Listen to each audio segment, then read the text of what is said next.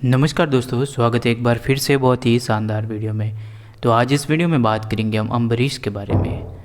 इक्ष्वाकु राजा और मांधाता के पुत्र थे। ऐसा माना जाता है कि उन्होंने एक सप्ताह में पूरी दुनिया पर विजय प्राप्त की थी और वह त्रेता युग के दौरान रहते थे। अगर दंत कथा के बारे में बात की तो रामायण में राजा हरिश्चंद्र के बारे में इतरे ब्राह्मण कथा का एक रूपांतरण है।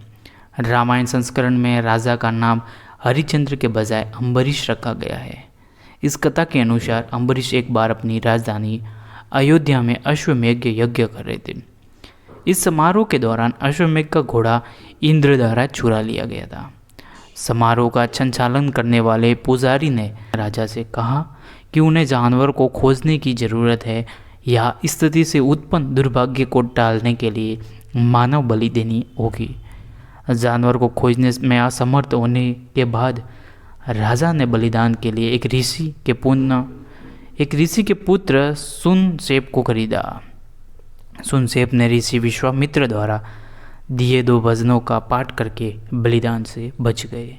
अब भागवत पुराण के अनुसार बात की जाए तो भागवत के अनुसार राजा भगवान विष्णु के बड़े भक्त थे, सत्य का दृढ़ता से पालन करते थे।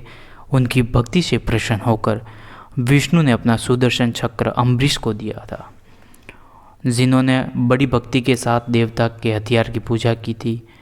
एक बार बैकुंठ एकादशी के दौरान अम्बरीश ने वृंदावन में द्वादशी व्रत रखा, जिसके लिए आवश्यक था कि राजा एकादशी से उपवास शुरू करे और द्वादशी 12वें दिन के आरंभ में इसे तोड़े। अपने सभी लोग को भोजन कराए। जैसे ही उपवास तोड़ने का क्षण निकट आ रहा, शक्तिशाली ऋषि दुर्वासा आ गए। अम्बरीश ने पूरे सम्मान के साथ उनका स्वागत किया। दुर्वासा के उनके सम्मान अतिथि होने के अनुरोध पर सहमति व्यक्त की और राजा से कहा कि वे यमुना नदी में अपना स्नान करने के बाद लौटने तक प्रतीक्षा करें। अपने पुरोहितों की सलाह पर राजा ने थोड़ा पानी पीकर अपना उपवास तोड़ा और ऋषि के भोजन के लिए आने की प्रतीक्षा की। दुर्वासा, जो अपने गुस्सैल स्वभाव के लिए जाने जाते थे, महसूस किया कि अम्बरीश ने अतिथि के भोजन करने से पहले उसका उपवास तोड़कर उसके प्रति सम्मान का उल्लंघन किया है और अपने क्रोध में उन्होंने अम्बरीश को मारने के लिए अपने बालों के एक लट के सुर बनाया। क्योंकि अम्बरीश एक महान भक्त थे, सुदर्शन चक्र ने हस्तक्षेप किया, असुर के नष्ट कर दिया और स्वयं दुर्वासा का पीछा कर शुरू कर दिया। दुर्वासा सुरक्षा के लिए ब्रह्मा और शिव के पास गए।